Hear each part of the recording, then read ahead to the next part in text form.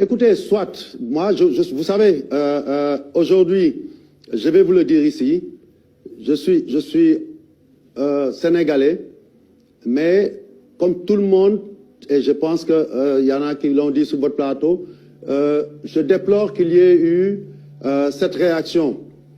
Mais comme je l'ai dit ailleurs aussi, vouloir sanctionner les effets sans se pencher sur les causes, c'est comme le chien qui se mord la queue, parce qu'on ne règle pas les problèmes. On essaie toujours de faire du saupoudrage et on avance. Ça, c'est un aspect.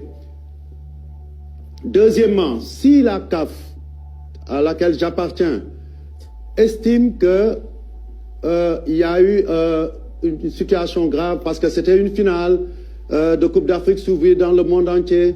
Il y avait des hautes autorités qui étaient dans le stade et que l'image de la CAF en a pris un coup. Je peux le comprendre, mais on ne peut pas se substituer aux lois du jeu. C'est-à-dire, aujourd'hui, si on estime que dans le cadre actuel de notre réglementation, il n'y a pas de sanctions suffisamment fortes pour les appliquer au Sénégal, parce qu'on estime que ce sera ça qui sera à la mesure de cette sortie temporaire du terrain, dans ce cas-là, il ne faut pas créer le droit. Le rôle des juridictions, qu'elles soient disciplinaires ou d'appel, ce n'est pas de créer un nouveau droit. Ils n'en ont pas le pouvoir, ils n'en ont pas la prérogative, parce qu'on tombe dans le domaine de l'arbitraire. Ce qu'ils doivent faire, c'est ce que le président avait dit en marge de la conférence, en fait, lors de la conférence en marge de notre réunion. Il faut changer nos textes. Il faut changer nos textes, durcir les règles. Et pour cela, il faut d'abord aller au comité exécutif, aller à l'Assemblée générale s'il faut changer nos statuts, changer nos règlements.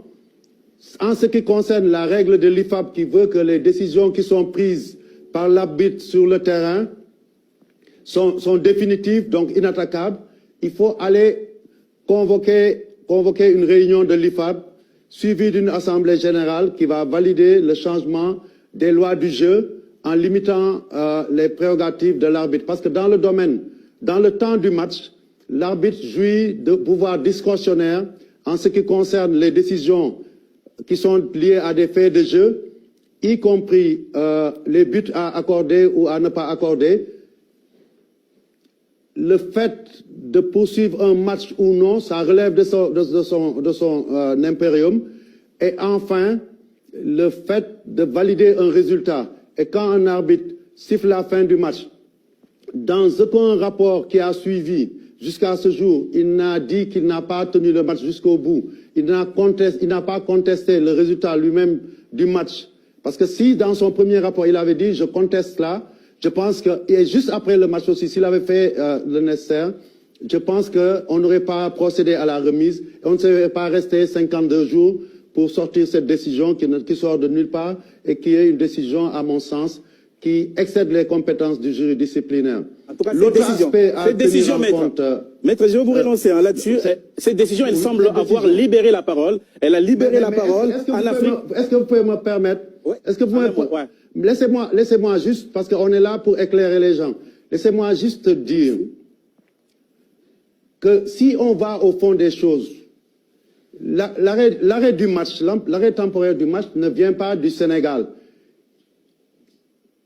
Il vient de l'arbitre qui décide de suspendre le match pour aller consulter la VAR.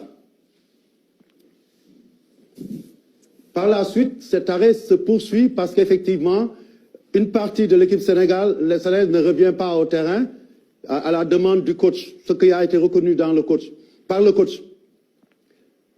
Mais derrière, après une dizaine de minutes, aussi bien l'arbitre qui décide de reprendre le match, que les Marocains ont concédé que le match devait continuer sous ces derniers errements. Ça veut dire qu'ils étaient d'accord pour reprendre le match.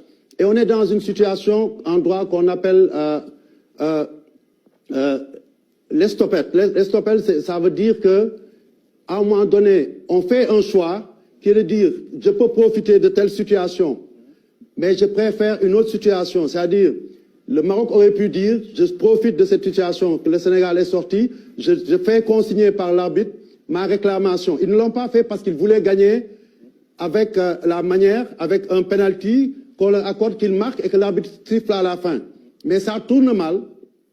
Ce qui est arrivé à Brahim Diaz, qui a peut-être voulu entrer plus dans l'histoire en faisant une panenka, c'est ce qui est arrivé au Maroc.